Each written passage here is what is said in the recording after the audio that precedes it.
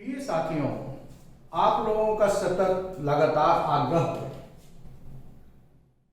मैं ये topic gas testing, coal mining में गैस टेस्टिंग जीटी से सभी आप लोग अवगत हैं और इसका बार बार डिमांड किया गया है। डीजीएमएस द्वारा कैपिटेंसी सर्टिफिकेट का प्राइमरी जो सर्टिफिकेट है माइनिंग मैन का, वो है गैस टेस्टिंग। गैस टेस्टिंग के बारे में आपसे चर्चा करने के लिए मैं आज सोचा हूं, आप लोगों के बार बार इस पर आग्रह था। तो ये गैस टेस्टिंग क्या है और जीटी एग्जामिनेशन क्या है, इसके परिचय में पहले मैं आपसे चर्चा कर लूं। माइनिंग, कोल माइनिंग स्पेशल कोल के लिए कोल फॉर्मेशन और फॉर्मेशन के समय उसके प्रॉपर्टीज, उसमें निहित गैसेज, उसकी प्रॉपर्टी के तहत फायर, एक्सप्लोजन, गैस के चलते human effect, physiological effect of different gases, AFLS plant safety lab और टेस्टिंग इंस्ट्रूमेंट्स, डिफरेंट टाइप के गैस का टेस्टिंग इंस्ट्रूमेंट्स, ये माइनिंग से रिलेटेड है। जहां भी माइनिंग है वहां पर गैस कैसे फॉर्मेशन होगा, कोल फॉर्मेशन के दरमियान में गैस कैसे बनता है, ये सारी चीजें आपको जानना होगा। ये गैस टेस्टिंग क्यों जरूरी है?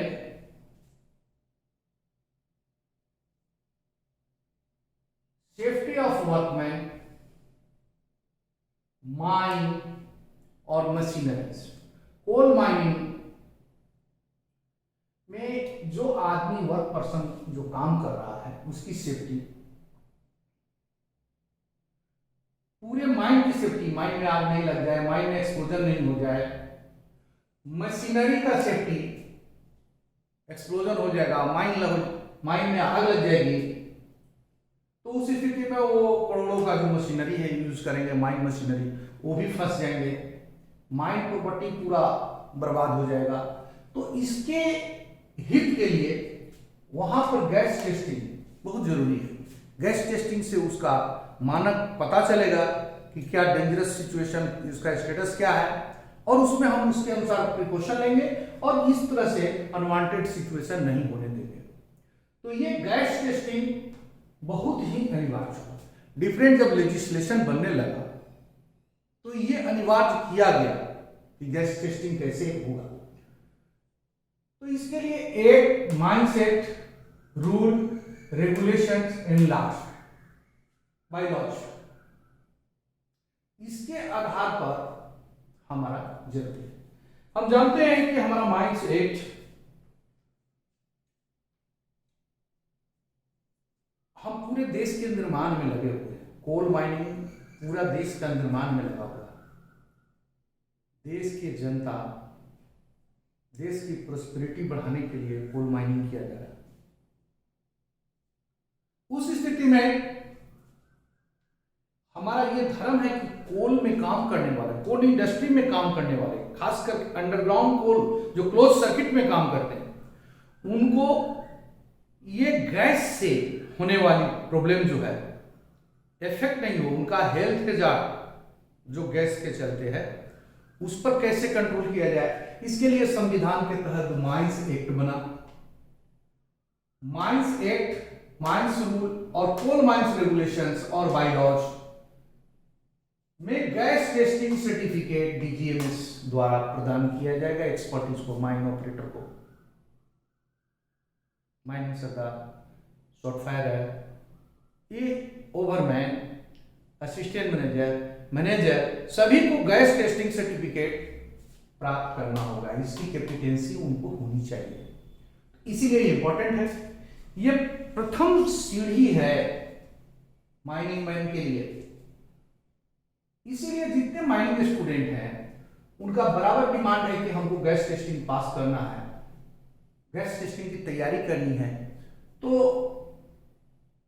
उस गैस टेस्टिंग सर्टिफिकेट के बेस पर ही आगे के माइनिंग सर्टिफिकेट मिलेंगे। तो इसीलिए इसका इंपॉर्टेंस है कि गैस टेस्टिंग पास करने के लिए नॉलेज क्या होना चाहिए। इसीलिए इसके विभिन्न बिंदुओं को संक्षेप में मैं आप लोगों से चर्चा करूंगा। फर्स्ट तो डीजीएमएस गैस टेस्टिंग सर्टिफिकेट देती है, जीटी एग्जामिनेशन के नाम से जाना जाता है। इसके दो भाग हैं, ओरल, प्रैक्टिकल। इसमें 2 टेयर एग्जामिनर बैठते हैं। एग्जामिनर पहला होते हैं एजेंट या मैनेजर किसी कोलियरी का, जो डीजीएमएस में आमंत्रित होते हैं, गुप्त रूप से उनको आमंत्रण मिलता है और वो जाते हैं, और वो ओरल के लिए 10 मार्क्स, प्रैक्टिकल के लिए 10 मार्क्स। एक गैस के बारे में, गैस चेकिंग के बारे में चर्चा करेंगे। प्रैक्टिकल गैस चेंबर का होगा, ओरल गैस संबंधी, फ्लेम सेफ्टी संबंधी ओरल नॉलेज डेप्थ बताया जाएगा, पूछा जाएगा। तो ये एग्जामिनर फील्ड से होते हैं, एजेंट और मैनेजर। ये दोनों 10-10, 20 मार्क्स एजेंट और मैनेजर वो देंगे, इवैल्यूएट करेंगे एग्जामिनर के एबिलिटी को इवैल्यूएट करेंगे। दूसरी जो एग्जामिनेशन होता है उसमें इंस्पेक्टर्स होते हैं, जो 2 इंस्पेक्टर होते हैं। डीजीएमएस इंस्पेक्टर लेजिस्लेशन में जो एक्ट, रूल, रेगुलेशन, ये जो कानूनी प्रावधान है गैस टेस्टिंग से रिलेटेड, वो 10 मार्क्स का होगा। और विभिन्न प्रकार के गैस, उसके प्रॉपर्टीज, उसका इफेक्ट, ये 10 मार्क्स का होगा। और 10 मार्क्स प्रैक्टिकल में होगा कि लैंप का पार्ट्स का क्या खोलना, कैसे उसको असेंबल करना, ये प्रैक्टिकल के रूप में 10 मार्क्स। तो 30 मार्क्स जो है डीजीएमएस के इंस्पेक्टर एग्जामिनर के रूप में रहेंगे। ये 2 टेयर एग्जामिनेशन कुल मिलाकर के 20 और 30, 50 मार्क्स है।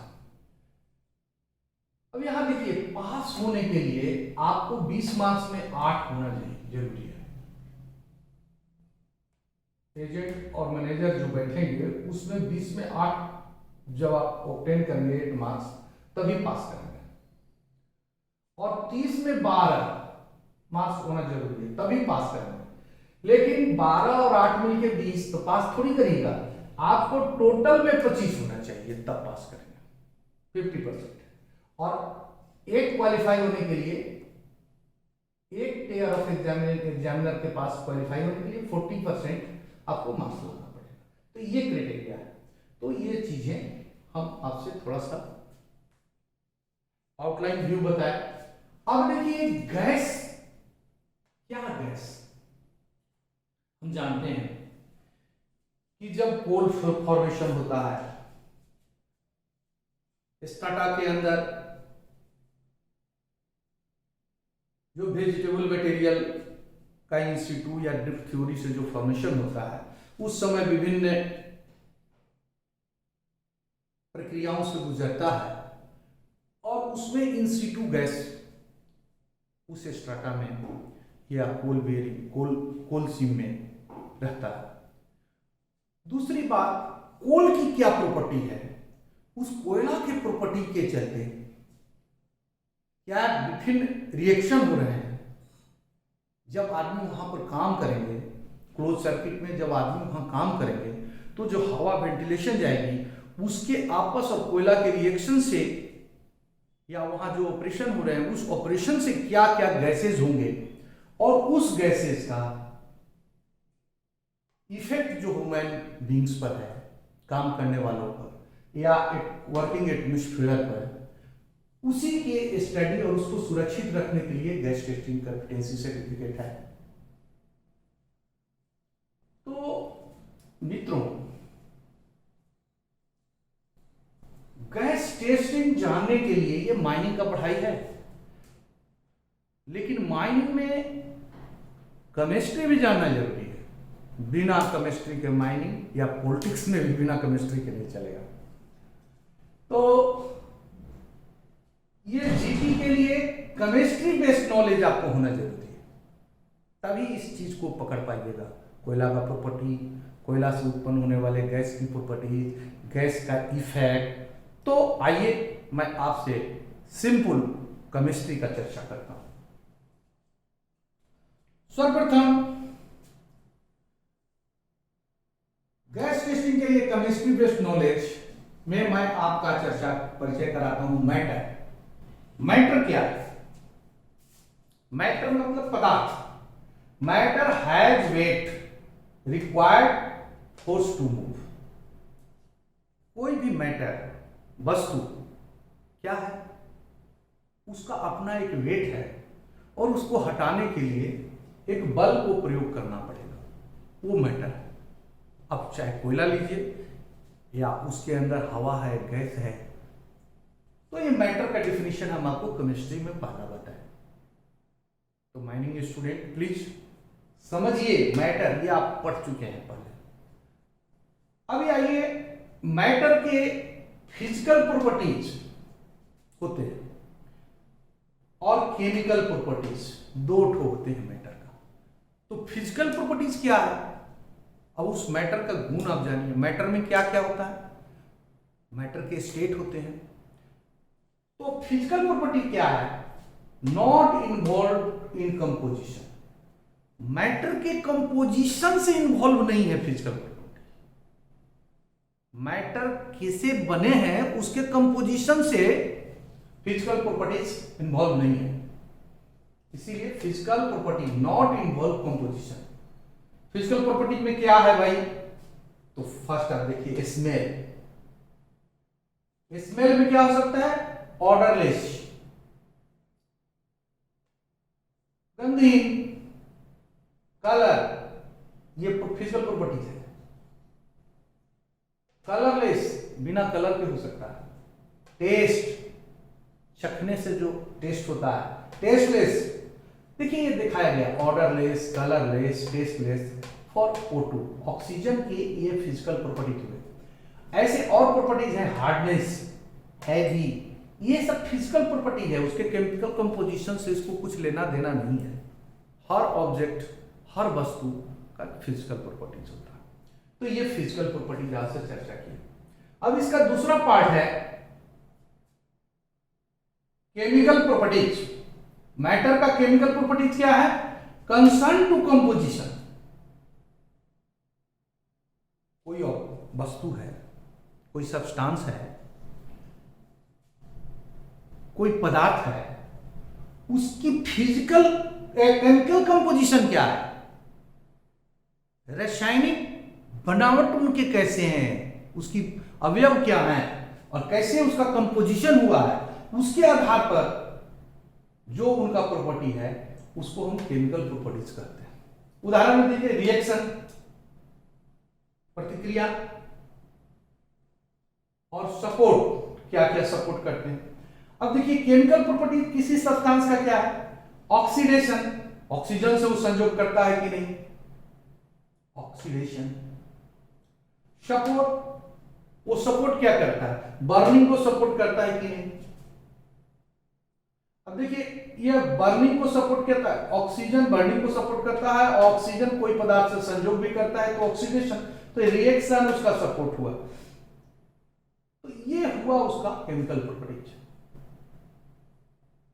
क्लियर? अभी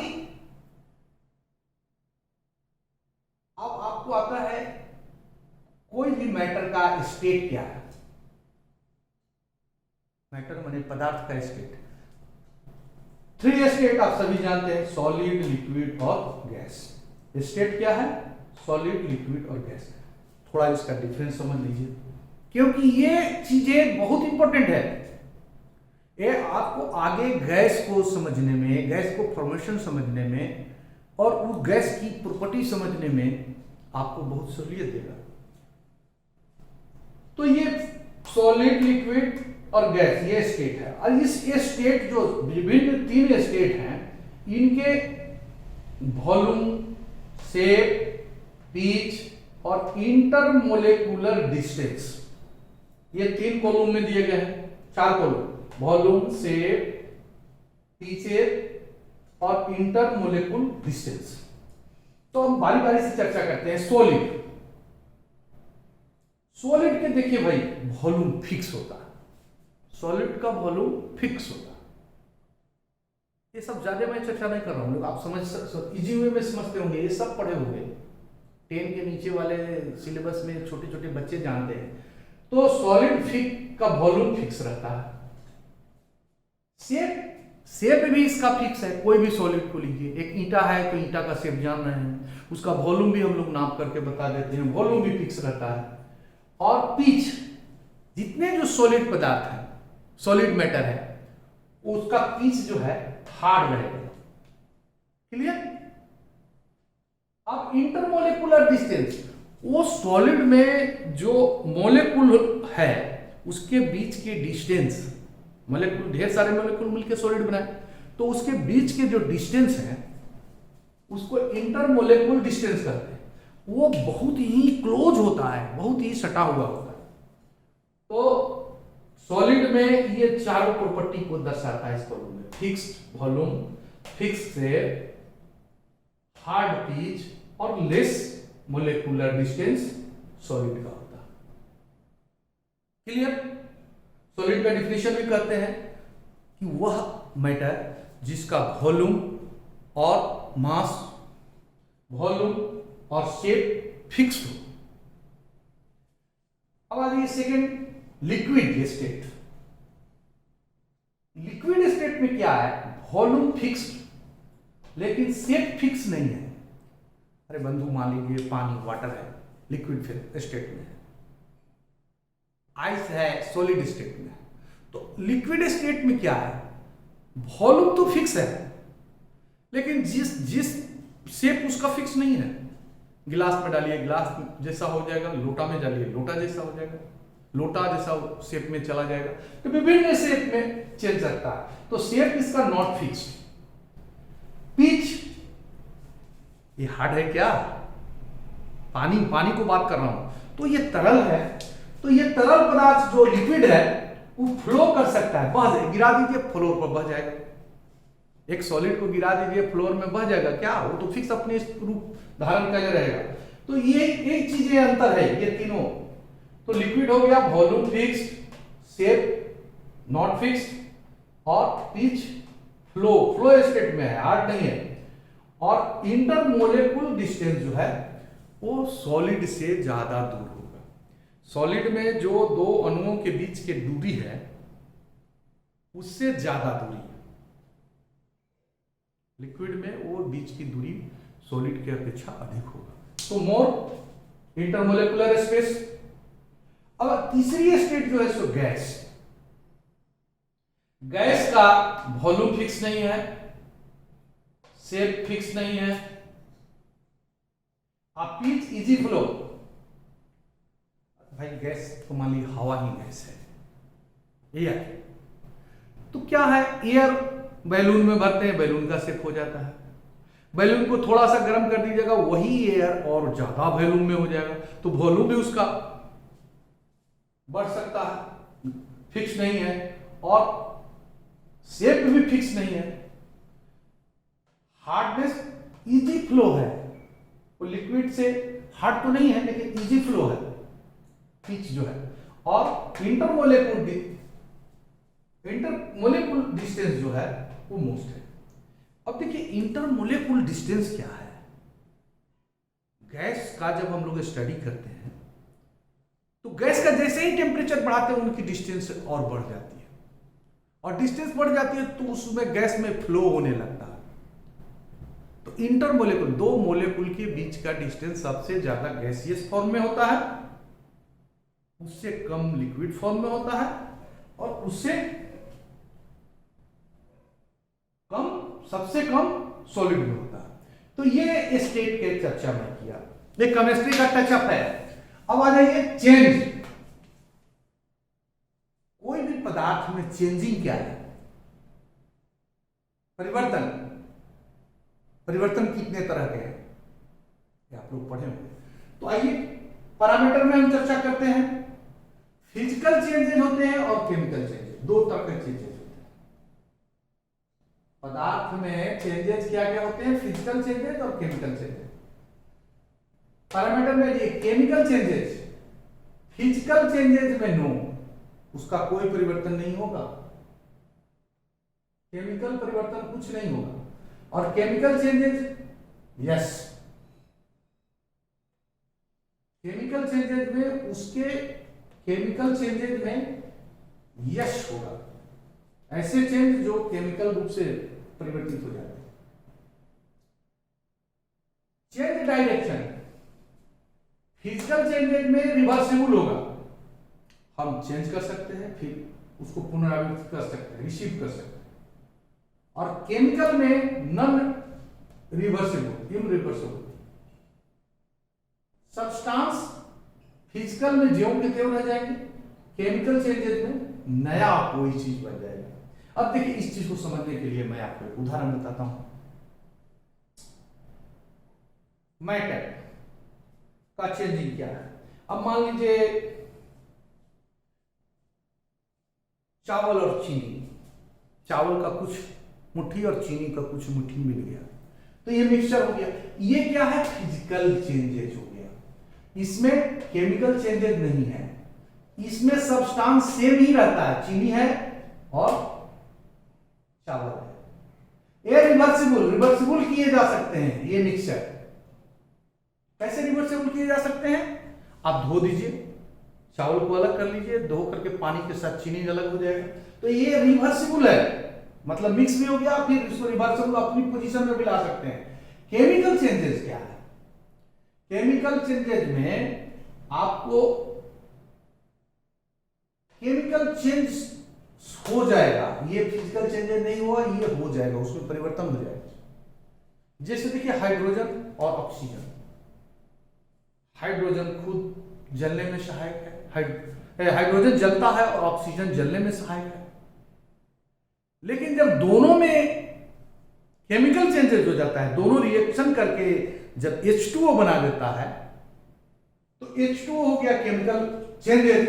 तो उसमें क्या है कि केमिकल चेंजेस, यस, नया चीज चेंज हो गया, केमिकल चेंज हो गया। चेंज का डायरेक्शन नॉन रिवर्सिबल, वो रिवर्सिबल नहीं है। पानी बन गया तो पानी से फिर उसको ऑक्सीजन और हाइड्रोजन में अलग करना कठिन है, नहीं है, तो इसके लिए कहा गया नॉन रिवर्सिबल। और सब्सटेंस सेम नहीं है, दोनों की प्रॉपर्टी। अब जैसे ऑक्सीजन और हाइड्रोजन दोनों जलने से संबंध रखता है, जलने से प्यार करता है, एक जलने में सहायक है, एक जलता है। लेकिन दोनों जब चेंज हो जाएगा, रिएक्शन कर लिया तो बन गया वाटर, नया सब्सटेंस बना और उसकी प्रॉपर्टी चेंज हो गई। वो आग को बुझाता है, न जलता है न जलने में सहायक है, बल्कि और बुझा देता है, एक्सटिंग्विश कर देता है। तो ये हुआ चेंजेस, स्टेट मैटर का चेंजेस जो है फिजिकल और केमिकल, दो कॉलम में हुआ। चलिए अब एक केमिस्ट्री के और एक छोटा टॉपिक चर्चा करें, conversion of mass. Matter can neither be created nor destroyed. Clear, कोई भी पदार्थ आप न बना सकते हैं और न उसको खत्म कर सकते हैं। ईश्वर की अनुपम कृति, पदार्थ जो जितने हैं उतने ही रहेंगे, उसको न हम बना सकते हैं और न उसको हम समाप्त करते हैं, फिनिश कर सकते हैं, फिनिश भी नहीं कर सकते हैं, और न हम कंस्ट्रक्ट कर सकते हैं। तो क्या होगा, matter can neither created not destroyed, बन भी नहीं सकता है, उसको खत्म भी नहीं कर, तो खाली एक दूसरे को चेंज होते रहता है।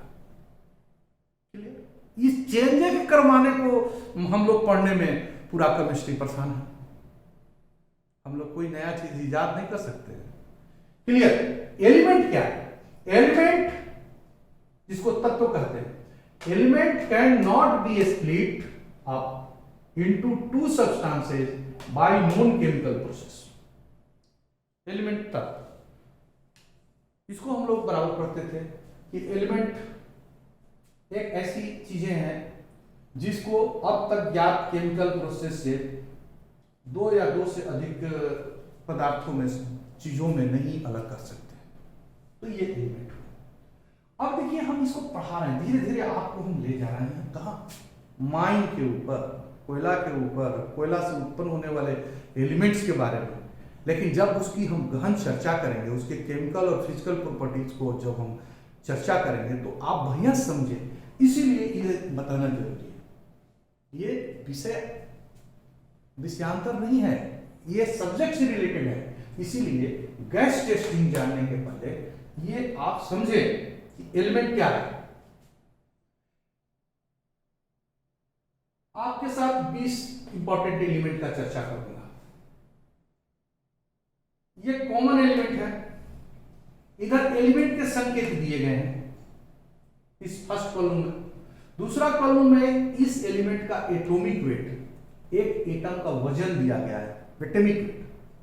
तो हाइड्रोजन एक, इसको 1 स्टैंडर्ड माना जाता है, इसी से दूसरे का गुना होता है, मतलब हाइड्रोजन को 1 माना गया। तो कार्बन को 12 मानने का मतलब है हाइड्रोजन 12 हाइड्रोजन एक पलड़ा में रखेंगे तब कार्बन का एक एटम होगा। तो इसीलिए कार्बन के एटॉमिक वेट 12 होगा। सिमिलरली नाइट्रोजन का 14, ऑक्सीजन का 16, सल्फर का 32, आर्गन का 40। ये जो चीजें हैं ये नहीं। अब आ जाइए सोडियम, सोडियम का 23, अल्युमिनियम का 27, पोटासियम का 39, कैल्शियम का 40, फेरस आयरन हुआ 55, कॉपर Cu 63, जिंक का हुआ 65, Ag सिल्वर जिसको कहते हैं 107, Sn 180, Au जिसको चांदी कहते हैं, Au सोना, गोल्ड, इसका आपको 197, Hg ये पारा हुआ, Hg का 200 और Pb पैलेडियम का 207, सिलिकॉन 28 और फास्फोरस 31। ये 20 एलिमेंट हैं जिसको एक माइनिंग मैन को, एक माइन ऑपरेटर को जानना जरूरी है, तभी आप गैस टेस्टिंग या कोयला संबंधी जितने जो चीजें हैं उसको आप जानिएगा। ये एलिमेंट की जानकारी और भी माइनिंग संबंधी आपको जरूरी है, क्योंकि आप जैसे कोल माइंस में टब यूज करते हैं तो कोई पूछेगा उसका गन में उसका चक्का जो है टब व्हील किस चीज का बना होता है। तो ये डिफरेंट एलिमेंट्स के बारे में जानिएगा, उनके कंपोजिशन जब अलग होते हैं, कंपाउंड बनते हैं, तो ये इसलिए जानना जरूरी है। तो सिलिकॉन 28 और फास्फोरस 31। अब देखिए ये दो एलिमेंट जो है ये नॉन मेटल है, लेकिन ये बहुत इंपॉर्टेंट है। 28% अर्थ का ये दो एलिमेंट ही है, सबसे ज्यादा बहुतायत में पृथ्वी पर ये प्रेजेंट है। क्लियर? तो सिलिकॉन और फास्फोरस। अब इसमें देखिए ये मेटल है। अब आपसे पूछा जाए, मेटल तो सब टन टन करता है, उसका अपना मेटेलिक आवाज होता है, मेटल तो सब सॉलिड होते हैं, लेकिन क्या आप जानते हैं मेटल कौन ऐसा मेटल है जो लिक्विड स्टेट में रहता है? ये देखिए Hg पारा, जिसको टेम्परेचर नापने के लिए हम लोग डालते हैं और वो लिक्विड रूप में रहता है, लेकिन मेटल ये अपवाद है। तो ये चीजें हम आपसे ये फर्स्ट फेज में गैस टेस्टिंग पार्ट 1 में आपसे शेयर किया। मैं समझता हूं इसी तरह से 1-2 पार्ट और केमिस्ट्री में पढ़ाने के बाद बिल्कुल बड़ी गंभीरता से और बड़ी अच्छे तरह से हम लोग गैस टेस्टिंग समझेंगे आशा करता हूं कि आपको अच्छा लगेगा। तो माइनिंग विद्या चैनल को आप सब्सक्राइब कीजिए। धन्यवाद।